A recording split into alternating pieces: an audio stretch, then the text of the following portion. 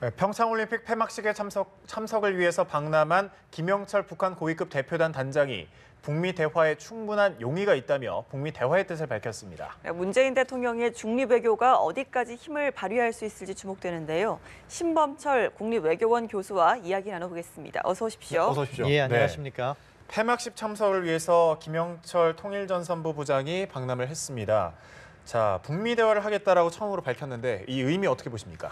예, 과거에 그런 이야기를 이렇게 우리 측 정부에다 대고 이야기하지 않았던 것을 했던기 때문에 한 것이기 때문에 이 진일보가 됐다 이런 의미로 해석할 수는 있을 겁니다. 다만 두 가지 지적하고 싶은 바가 있는데요. 방금 전에 설명에서 우리 정부의 중립외교라고 말씀하셨는데 예. 우리 정부의 중립외교는 아닙니다. 중립이라는 것은 분쟁 당사자의 가운데 껴서 중립을 지키는 건데 우리는 한미 동맹으로서 동맹 파트너로서 연결된 것이기 때문에 우리 스스로 중립이라는 이야기를 사용하지 않고 있습니다. 다만 현재 상황에 있어서 미국과 북한의 대화를 갖다가 하기 위해 주선이라는 것은 굿 오피스라고 그래가지고 의견이 다른 사람들을 이렇게 자리에 모아서 좀 대화를 해봐라 이런 걸 촉진시. 중재라고도 할 수 있겠네요. 예, 중재 같은 경우도 사실 기술적으로 외교 용어로 들어가면 중재는 그 중재자가 협상의 대안까지도 제시를 합니다. 네. 그럼 그걸 따라야 되는데 그것까지도 아닌데 일반적으로 중재나 중개 이런 이야기를 사용하는데 정확하게 현재 우리 정부가 추진하고 있는 것은 주선이다 이렇게 말씀드릴 수 있겠고요. 예. 아무튼 그런 상황에서 두 번째로 넘어가면은 이제 북측에서 약간 진일보된 이야기를 꺼냈습니다. 이제 이 이야기를 다음 단계로 어떻게 가져갈 것이냐. 왜냐하면 북미 대화를 할 용의가 있다는 것은 북한도 과거에 여러 번 얘기했습니다. 우리 정부에 대해서 이야기하진 않았지만 미국에 대해서는. 근데 북한의 조건이라는 게 달랐던 거죠.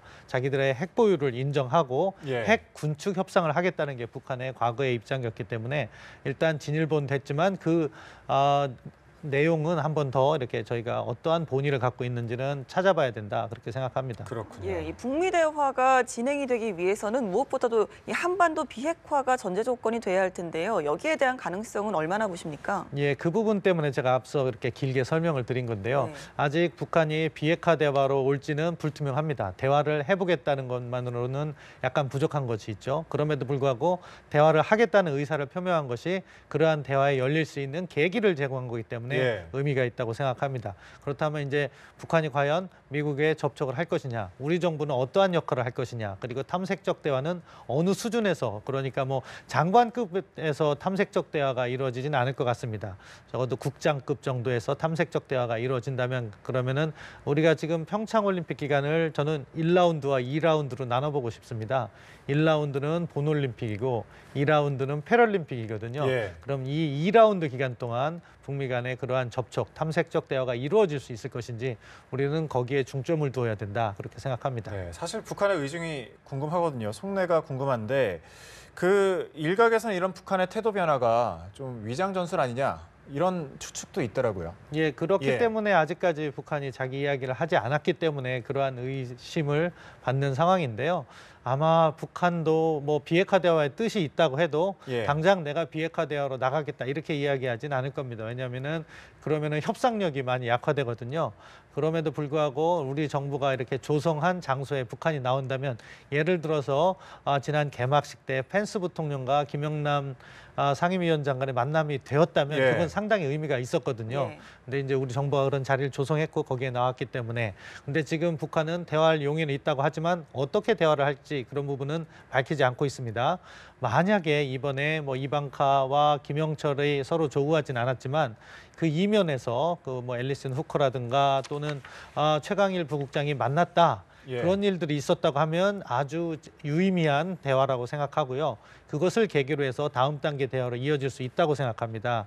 근데 그렇지 않고 말에 그친 것이라고 하면은 또 우리 정부가 새로운 주선의 노력이 필요한 거죠. 다시 한번 평창 2라운드에서 북측이나 북한을 모여서 한국에서 그러한 회의를 갖든지 아니면은 전통적으로 북미 간에는 뉴욕 채널이 있습니다. 그래서 뉴욕 채널을 통해서 대화가 촉진이 되도록 하든지 그런 거를 우리 정부가 구상을 하고 미국과 북측에 적극적으로 제안을 해야 된다 그렇게 생각합니다. 네, 일단은 북미 대화를 제안을 했다 이 정도에만 지금 볼 수가 있을 텐데 실제로 북한에서는 이 미국의 대북 제재와 관련해서 전쟁 행위와 같다 이렇게 비판을 하고 나섰거든요. 여기에 대해서 어떻게 보십니까? 그렇기 때문에 방금 전 앵커님께서도 북한이 지금 위장 전술을 하는 것은 아니냐. 한국에 대해서는 대화할 의지가 있다고 하고 미국에 대해서는 공세적으로 나오고 그런 부분이 약간 불투명합니다.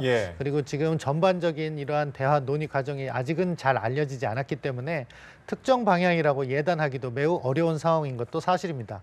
그럼에도 불구하고 아무튼 우리는 기회를 잡았기 때문에 그 기회에서 무언가를 만들어내야 되는 거죠.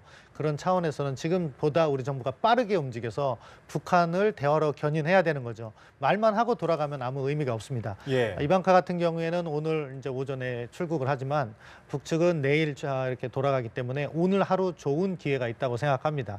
뭐 우리 조명근 통일장관을 만나든 서훈 국정원장을 만나든 누구를 만나든 그런 부분에 있어서 우리의 의사를 전달하고 북측이 이야기하는 그러한 어떻게 보면은 북미 대화의 용의가 핵군축 협상 이런 이야기를 하면은 오히려 그 다음 단계에서도 재앙적 상황이 이렇게 올 수도 있다는 점을 잘 살려서 그래서 비핵화 대화 뭐 최소한 뭐 비핵화 대화로 이야기하지 않더라도 의미 있는 뭐 북미 대화 이런 것을 갖도록 하는 것이 지금 당장 필요한 일이다 그렇게 생각합니다. 그렇기 때문에 이 대화 제안이 실제로 성사될지가 또 의문인데 만약에 비핵화 수용 가능성을 내비친다고 해도 기존의 입장대로 한미연합훈련이나 주한미군 축소 이런 거를 계속해서 주장을 한다고 하면 뭐 북미 대화로 실제로 이어지기는 좀 어렵지 않겠습니까? 아닙니다. 북측에서 그러한 의미 있는 대화에 수용할 수 있다 해서 대화를 갖는다면은 저는 한미연합군사훈련은 조정될 여지가 충분하다고 생각합니다. 충분히 가능성이 있다. 그렇습니다. 그러한 조치가 없이 갑자기 너희들이 연합군사훈련을 하면 우리가 생각해 볼게. 이런 식으로 접근하면 안 되겠지만 유의미한 접촉 의사를 표명한다든가 유의미한 접촉이 이루어지던가 그렇게 하면 그 결과로서 우리 연합군사훈련의 성격이라든가 규모 이런 거 얼마든지 조정해 나갈 수 있다고 생각합니다. 지금 미국이 의심하는 것은 북한이 지금 현재 전개하는 것이 위장 전술이 아니냐 그런 부분을 의심하는 것이기 때문에 현 단계에서 연합군사훈련이나 이런 이야기를 하면 상당히 불편해할 것입니다. 그렇지만 정말로 실질적으로 유의미한 진전이 있을 경우에는 미국도 연합군사훈련은 상당히 중요한 거지만 그 자체가 목적이 아니고 수단이라고 생각합니다. 그러한 점은 미국도 잘 알 수 있을 것이기 때문에 그래서 평창 2라운드가 매우 중요하다. 그렇게 말씀드릴 수 있겠습니다. 진정성이 좀 필요하겠네요.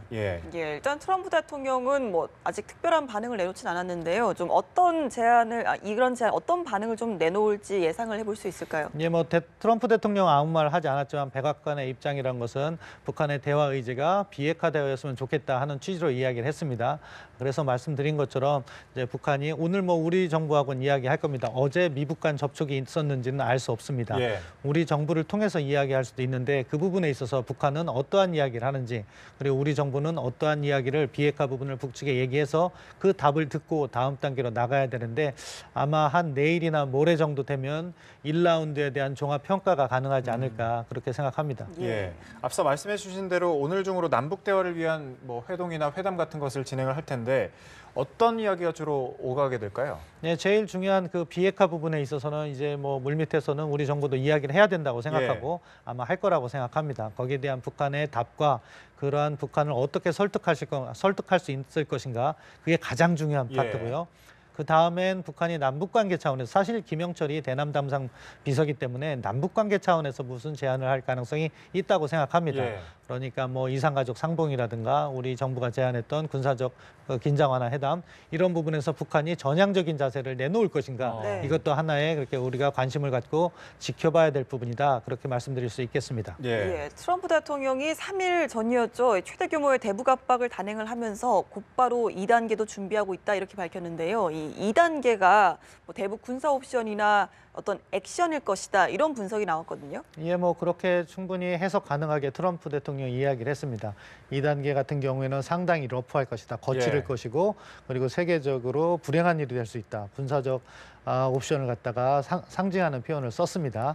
그렇다고 해서 뭐 미국이 바로 군사적 옵션을 할 거라고는 생각하지 않는데 전반적인 지금 미국 제재의 흐름을 보면요. 다음 단계로 갈수록 군사적 옵션의 가능성은 크다고 말씀드릴 수 있겠습니다. 왜 그러냐? 지금 우리가 북한의 대외교역을 다 차단하는 유엔 제재를 만들어냈습니다.